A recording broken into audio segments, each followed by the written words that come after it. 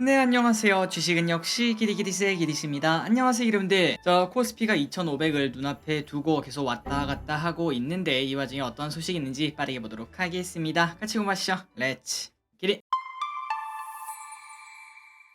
첫 번째 소식입니다. 미국도 AI가 난리라는 소식. 일단 어제 파월 아저씨의 입이 열렸지만 오히려 증시는 상승했습니다. 여기에 대해서 조금 의아하다라고 말한 사람도 많다고 하는데요. 파월 아저씨는 분명 노동시장은 여전히 강하다, 갈 길이 멀다 이렇게 약간 매파적인 이야기를 했지만 하지만 시장은 뭐 그 정도는 예상했어 이러한 반응인지 오히려 오르는 모습을 나타냈다고 합니다. 그리고 이 와중에 또 강했던 섹터가 특히 있었다고 하는데 바로 AI 관련주입니다. 우리나라에서만 오른 게 아니라 미국에서도 오르고 있다는 소리겠죠. 마이크로소프트는 검색 엔진 빙에 AI 챗봇을 장착한다 이렇게 말하며 4%나 상승했고 또한 경쟁사인 구글도 4%나 상승을 했습니다. 곧 바드가 출시된다 이러한 기대감을 가지고 있는데 그 부분이 반영이 되었다라고 볼 수 있겠네요. 여러분들이 보시다시피 지금은 누가 봐도 AI 시대다라고 말할 수 있습니다. 이 기간이 일주일 만에 끝날지 아니면 뭐 한 몇 개월 더 갈지 그건 우리가 알 수는 없겠지만 과연 어디까지 갈 수 있을지 그리고 그 와중에 어떤 기업이 급등하고 또 어떤 기업이 급락할지 보도록 하겠습니다. 다음입니다. 마이크로소프트의 챗 GPT 장착 이 이야기 조금 보도록 할게요. 자, 그러면은 어떤 식으로 빙에 장착이 되었나 봤더니 대화형 언어로 질문을 하면은 대화형으로 답변이 된다는 겁니다. 그러니까 예를 들어 주식 투자 잘하는 법 알려주세요라고 치면은 뭐 당연하게도 원론적인 이야기를 할 수밖에 없겠지만 그런데 대화형으로 누군가와 얘기를 하는 것처럼 답변을 해준다는 거겠죠. 특히 여기에 이어서 추가적 질문이 가능하다는 게 진짜 포인트입니다. 그 말인즉슨 주식 투자 잘하는 법 알려줘라고 했는데 뭐 예를 들어 펄을 잘 보면 됩니다 이렇게 말을 했다고 칠게요. 그런데 우리가 주린이라서 펄을 잘 모르면은 근데 여기서 말하는 퍼가 도대체 뭐야? 라고 물으면은 또 그걸 또 알려주며 거기에 이어서 다른 질문도 계속 이어나갈 수 있다는 거 이게 진짜 대박이라고 볼 수 있겠죠. 또한 다른 예를 들자면은 우리가 뭐 여행을 갈 때 홍콩으로 여행을 갈 건데 일주일 갈 건데 계획을 짜달라 하면은 계획도 짜주고 여기에 이어서 그 정도면 얼마 정도 드냐라고 물어봐도 얼마 정도 든다고 답변을 해주며 이런 것들이 가능하다는 게 챗 GPT의 포인트라고 충분히 말할 수 있겠죠. 다만 아직까지 출시가 되진 않았습니다. 하지만 곧 출시가 된다는 걸 확인할 수 있고 그리고 이게 출시가 된다면은 구글을 사용하던 사람들이 신기해서라도 일단 빙을 사용을 하겠죠. 여러분들이 아시다시피 이러한 검색 시장은 구글이 1등, 빙이 2등인데 그런데 구글이 압도적으로 80%가 넘는 점유율을 가지고 있는 와중에 혹시나 여기서 역전까지는 당연히 안 되겠지만 그 시장을 좀 뺏긴다면은 구글은 큰 스트레스를 받을 수밖에 없습니다. 그래서 지금 구글이 바드를 수준에 출시하겠다 이렇게 말하며 공격적으로 투자하는 것도 확인할 수 있죠. 어쨌든 AI 관련된 이야기가 우리나라뿐만 아니라 전 세계적으로 들썩들썩하고 있습니다. 다음으로 애플도 여기에 대한 이야기가 슬금슬금 나오고 있습니다. 물론 이거는 앞에서 봤던 그 뉴스보다는 좀 큰 뉴스라고 말하긴 좀 어렵지만 어쨌든 애플이란 이름값이 있지 않겠습니까? 한번 보도록 할게요. 자, 애플이 이번 달 중으로 사내 AI 회담을 개최할 가능성이 제기가 되었습니다. 참고로 사내 AI 회담은 코로나 전까지는 존재하던 행사인데 이번에 다시 열린다고 하네요. 여러분들이 아시다시피 우리가 또 누군가 대화를 했다고 치면은 대표적인 게 시리 아니겠습니까? 이 시리도 나중에 AI 챗봇 기능이 들어갈 것이라고 충분히 예상을 해볼 수 있고 그 시장을 그냥 애플이 가만히 두고 볼까라는 생각도 충분히 볼 수 있습니다. 그래서 이번 행사에서 어떤 이야기가 나올지 여기에 대한 기대감이 조금씩 나온다는 거겠죠. 어쨌든 마이크로소프트는 챗 GPT, 구글은 바드, 그리고 애플은 뭐가 될지 또한 우리나라 기업들 중에서도 이제 네이버, SK텔레콤 이런 기업들이 뛰어들고 있는데 이 시장을 과연 누가 먼저 선점할 수 있을지 계속 확인하도록 하겠습니다. 자, 다음입니다. AI 소식을 뒤로하고 다른 뉴스를 보도록 할게요. 현대카드 애플페이 출시 공식 인정. 사실 뭐 모두가 알고 있던 이야기였습니다. 그런데 이제 처음으로 공식 인정을 했다고 합니다. 그러면 언제 출시가 되는가? 일단 3월 초로 예상이 되고 있다고 하며 현대카드가 이번 기회를 타고 지금 현재 점유율이 3등인데 이 등수를 변동시킬 수 있을지 현재 관심이 많다고 합니다. 그리고 애플페이 관련주가 최근 들어 좋은 흐름을 나타내고 있는데 그런데 보통 이때까지 우리의 경험을 보면은 그 전에 정리하는 게 대부분 좋겠죠. 항상 나오는 뉴스에 팔아라 이거를 잊지 마시기 바랍니다. 다음입니다. 이거는 조금은 얘기할 게 많습니다. SM 경영권 분쟁 소식이 나왔습니다. 그러다 보니까 오늘 주가가 급등하는 걸 확인할 수 있는데요. 아마도 많은 기분들이 조금 당황하셨을 것 같아요. 얼마 전만 하더라도 SM이 카카오한테 뭐 인수가 되니 많이 이런 얘기가 있다가 그런데 갑자기 어제 이수만 총괄 프로듀서 우리가 알고 있는 그 사람이 법적 대응을 예고하면서 상황이 반전이 되었다고 합니다. 그러니까 뭔가 스무스하게 카카오가 인수하는 게 아니라 뭔가 문제가 생겼다는 거겠죠. 그래서 도대체 무슨 상황인가 봤더니 너무나 복잡해서 정말 간단하게 말씀드리자면은 일단 2020년 그때부터 카카오는 SM 멘터를 인수하려고 노력을 매우 크게 하고 있었습니다. 하지만 생각보다 빠르게 진행은 되지 않았다고 하는데요. 말 그대로 진전이 없는 상황이었는데 그때 온라인 파트너스 대표적인 행동주의 펀드 중 하나라고 볼 수 있겠죠. 요 친구가 들어오며 이 총괄을 패싱하면서 자기가 원하는 대로 이렇게 SM을 바꾸기 시작을 했다고 합니다. 그런데 온라인 파트너스 혼자 이런 일을 할 수가 없었겠죠. 그래서 누가 도와줬나 봤더니 바로 이사진인데, 이사진이 이렇게 도와줄 수밖에 없는 이유는 내부에서 검토한 결과 이수만 총괄 프로듀서가 법적 책임을 피하기 어렵다 이런 결론까지 나온 것으로 현재 보인다고 합니다. 그러다 보니까 어떻게 보면은 이사진이랑 이수만 총괄 프로듀서가 한 팀이 돼야 되는 거 아닌가 싶지만, 그런데 이사진은 그 반대의 길을 갔다고 볼 수 있겠죠. 그래서 카카오는 이걸 딱 보고 이거 이총괄이랑 지분거래는 힘들겠다 이러한 판단을 내려서 이번에 이사회를 지원하며 이수만 총괄 프로듀서의 지분을 매입하는 게 아니라 유상증자를 통해서 대주주로 올라가게 되었다고 합니다. 그러니까 뭔가 복잡해서 여기까지 간단하게 설명드리자면은, 카카오가 SM엔터를 인수를 하려고 할 때 이수만 PD의 지분을 인수를 하려고 했는데 그 부분이 조금은 미적지근하고, 그 와중에 온라인 파트너스가 이수만 PD를 패싱을 하는 그런 흐름이 나타나니까 카카오 입장에서는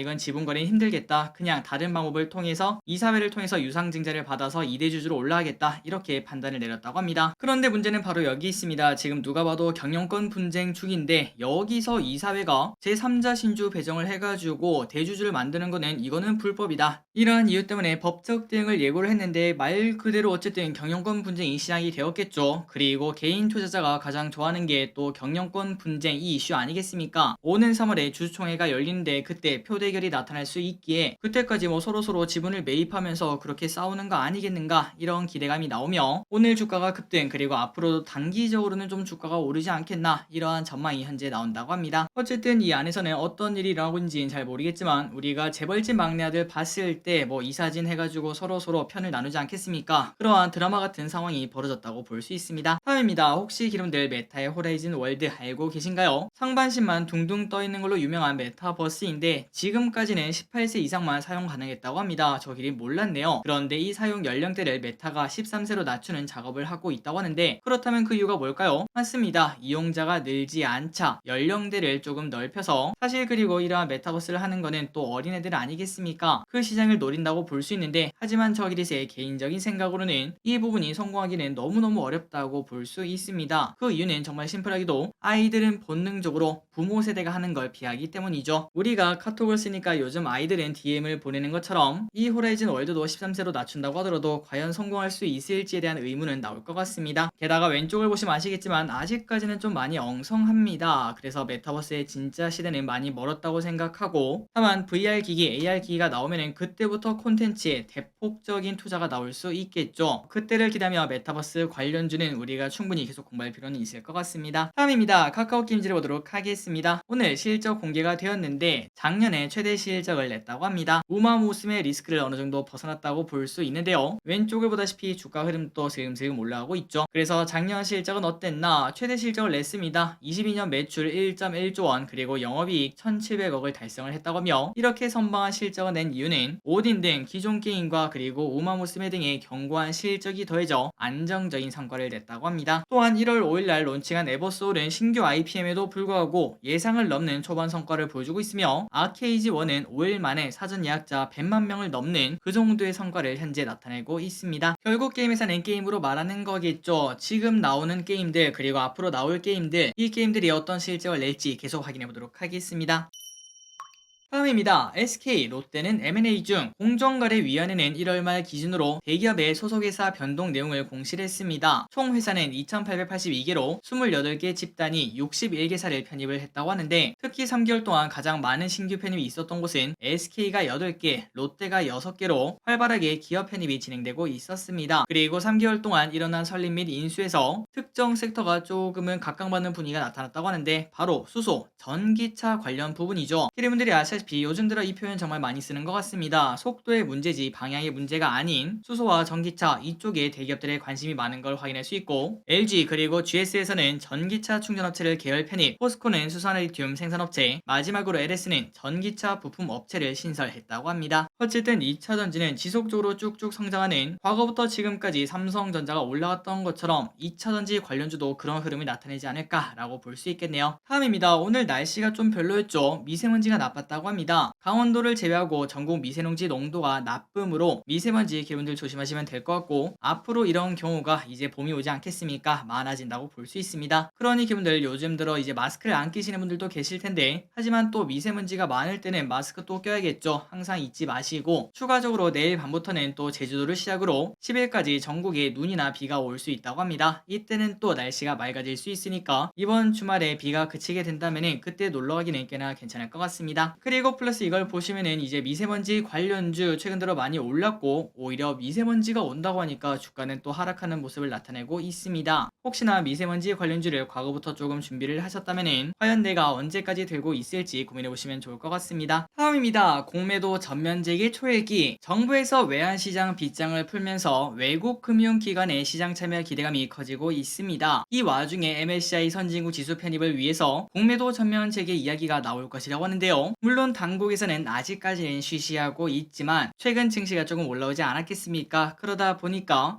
이제는 좀 공매도 관련 이야기를 꺼낼 수 있지 않을까, 이러한 얘기가 슬슬 나오고 있다, 이렇게 예측을 하고 있다고 합니다. 그래서 공매도 관련 이야기, 공매도 전면 재개 관련 이야기가 증시가 조금 더 오르고 그 다음에 이거 이렇게 올라드나 라는 이야기가 나올 때쯤 공매도 전면 이야기가 나오면 찬물을 또 뿌릴 것이라고도 볼 수 있겠네요. 물론 우리가 지금 봤을 때는 꼭 전면 재개해야 되나 라는 생각이 들지만, 하지만 또 시간 문제 아니겠습니까? 언젠가는 해야 되는 건데, 이왕이면은 우리 모두가 이제 익절을 할 수 있는 그 정도까지 갔을 때 그때 좀 늦게 나왔으면 좋겠네요. 다음입니다. 현대미포조선 이야기를 보도록 하겠습니다. 조선업이 좋다는 이야기가 최근 들어 들리고 있는데, 그런데 현대미포조선은 좀 다른 것 같습니다. 한국투자증권은 오히려 목표주가를 11만원으로 하향 조정했다고 합니다. 물론 지금보다는 높은 가격이지만 하향 조정이라는 그 자체가 조금은 아쉽다라고 볼 수 있겠죠. 어쨌든 이렇게 안 좋은 이유가 뭔가, 바로 지난 4분기 실적이 좋지 않았기 때문입니다. 그렇기 때문에 현대미포조선 지금보다는 조금 하반기에 보자, 이러한 상저하고의 흐름을 예상을 한다고 하며, 또한 아직까지는 2020년 그 다음에 21년 초에 수주한, 그때 당시에 수주한 선박을 건조를 하고 있는데, 이때 당시 성과는 그렇게 높지 않았다고 합니다. 싼 값에 배를 만들고 있다는 소리겠죠. 그래서 아직까지는 실적 전망이 좀 그렇겠지만, 하지만 이제 올 여름부터 올 가을부터는 성과가 높은 그런 배들을 제작하지 않겠습니까? 그렇기 때문에 가면 갈수록 실적이 조금은 더 올라가는, 안정적으로 변할 것을 예측을 해볼 수 있기에 주가 상승도 충분히 기대를 할 수 있다고 합니다. 그러니까 현대미포조선은 조금 더 길게 보자, 이게 포인트인 것 같네요. 다음입니다. 최근 들어 네이버 쭉쭉 올라갑니다. 챗 GPT가 여기도 나옵니다. 키움증권은 네이버의 AI 그리고 클라우드 등 신성장 동력이 기대가 된다며 30만원으로 목표가를 상향 조정했다고 합니다. 또한 최근 들어 긴축 완화까지 나타나고 있죠. 그래서 빅테크가 좋은 흐름을 나타내고 있는데, 대표적인 성장주인 네이버, 이 친구가 이 흐름을 충분히 노려볼 수도 있겠죠. 그리고 네이버가 올해 상반기 중으로 서치 GPT 이거를 출시할 계획이란 점도 주목하라고 합니다. 아마도 많은 기분들이 네이버 아니면 카카오 여기에 투자를 하고 계실 거라고 생각합니다. 하지만 지금까지 주가 흐름은 좋지 않았죠. 앞으로도 쭉쭉쭉 올라서 여러분들의 평단가까지 바로바로 올라갔으면 진심으로 좋겠습니다. 다음입니다. 서울시에 사는 사람들은 매우 악재라고 볼 수 있습니다. 서울시에서 대중교통 요금 인상에 맞춰서 버스도 지하철처럼 탑승 거리가 10km를 넘으면 추가 요금을 부과하는 거리비례 운임제 도입을 추진을 한다고 합니다. 아직까지 확정은 아니지만 그래도 추진을 한다고 하니까 아마도 이렇게 바뀔 거라고 볼 수 있겠죠. 그래서 여러분들이 이제 버스를 타신다면은 10km까지는 괜찮지만, 그런데 10km 넘으면 5km마다 뭐 150원을 더 낸다든지, 광역버스 같은 경우에는 30km까지는 괜찮지만 그 이후에는 5km마다 150원을 또 낸다든지, 이런 식으로 요금이 조금 더 추가된다고 하니까 나중에 확정되면은 이 부분 참고하시면 될 것 같습니다. 다음입니다. 개미는 뚠뚠. 오늘 또 곧버스 23년이 시작한 지 이제 2개월밖에 안 되었는데, 그런데 많은 게 바뀌고 있습니다. 특히 우리의 계좌가 조금은 따뜻해졌죠. 하지만 이 와중에 개인 투자자는 갑자기 증시가 변한 분위기가 마음에 안 드는지, 혹은 아직도 경기 침체를 걱정하는지 여전히 주식은 매도하고 곧버스는 매수를 하고 있다고 합니다. 자, 1월 2일부터 어제까지 2월 2월 7일까지 개인이 순매수를 한 날은 7일 거래일밖에 안 된다고 하며 그 외적으로는 전부 다 주식을 던졌다는 소리겠죠. 그리고 지금 상황은 기름들이 아시다시피 2,500을 코앞에 두는 걸 확인할 수 있습니다. 손해를 봤다고 말할 수 있겠죠. 게다가 이 와중에 개인분들이 또 사는 기업은 사지 않겠습니까? 그 와중에 뭘 샀나 봤더니 8,291억이나 곧버스를 1등으로 가장 많이 샀다고 합니다. 항상 이때까지 개인분들은 뭐 삼성전자라든지 SK하이닉스라든지 LG엔솔이라든지 그러한 대형주를 크게 사는 모습을 보여줬는데, 하지만 증시가 조금 반등하자 그런 것들 말고 야 이거는 더 이상 올라갈 수가 없어 라는 생각하에 곧버스를 매수를 했다는 거겠죠. 다만 이 와중에 전문가들은 큰 폭의 조정 확률은 낮다며 만약에 곧버스를 산다고 하더라도 그렇게 길게 보지는 않을 걸 추천드리고, 게다가 앞으로 증시 상승 확률이 조금 더 높기 때문에 장기적으로 매수 관점을 가지는 게 맞다라고 조언을 했다고 합니다. 다음입니다. 이것도 양극화가 되고 있다는 소식입니다. 요즘 주요 호텔 뷔페 가격이 인상이 되었다고 합니다. 가장 많이 오른 곳은 1년 만에 40%나 올랐다고 하는데, 야 그렇게 비싸면 누가 가냐? 그런데 다 간다고 합니다. 그럼에도 먹고 싶어도 못 먹을 정도로 주말에는 마감 행진을 계속 이어나가고 있다고 합니다. 그러니까 이렇게 비싸도 갈 사람은 간다는 거겠죠. 하지만 또 그 반대로 편의점 도시락도 최근 들어 불티나게 팔리고 있다고 하는데, 그러다 보니 한 편의점에서는 이 타이밍을 빠르게 잡고자 김혜자 도시락, 보통 우리가 해자다 이렇게 표현을 하죠. 그 도시락이 다시 또 출시할 예정이라며 도시락에 힘을 주는 걸 확인할 수 있을 정도라고 합니다. 그래서 이제 이러한 현상을 봤을 때 한 끼에 18만원짜리 호텔도 불티가 나고 있으며 한 끼에 5천원짜리 도시락도 불티가 나는 걸 봤을 때 아 이게 바로 부의 양극화구나 라는 걸 한 번 더 느낄 수 있습니다. 마지막입니다. 중고거래 이제는 비대면. 요즘 중고거래는 비대면으로 하는 것이 인기라고 합니다. 세븐일레븐에서 편의점 업계 최초로 비대면 중고거래 서비스 세븐픽업을 제공을 한다고 하는데, 저 길이 또 보니까 매우 마음에 들더라고요. 출시한 지 1개월밖에 되지 않았지만 총 거래 건수가 2,000건을 돌파를 했다고 합니다. 그래서 이게 뭔가 봤더니 바로 중고나라랑 함께 선보이는 서비스인데, 편의점 픽업으로 상품 등록 후 편의점에 물건을 맡기면은 구매자는 픽업 교환권을 통해서 상품을 수령하는 방식이라고 합니다. 아니 길이 근데 뭐 그냥 직접 만나서 이렇게 교환하면 되는 거 아니야 라고 볼 수 있지만, 하지만 우리가 또 직장이다 보면은 시간이 안 맞는 경우가 생기겠죠. 그리고 항상 일하는 시간이 모든 사람이 똑같진 않을 것 같습니다. 그러다 보면은 사고 싶은 거를 못 사는 경우도 생길 수 있고, 게다가 늦은 시간 같은 경우에는 아이나 아니면 여성분들 이런 사람들은 조금 부담이 될 수 있겠죠. 그런 부분을 충분히 보완할 수 있기에 충분히 이러한 서비스는 매력이 있다고 저기리스는 생각하고 있습니다. 자 오늘의 공부 여기까지 끝났습니다. 항상 이렇게 같이 공부해서 진심으로 감사합니다. 지금까지 길이셨습니다. 빠이요.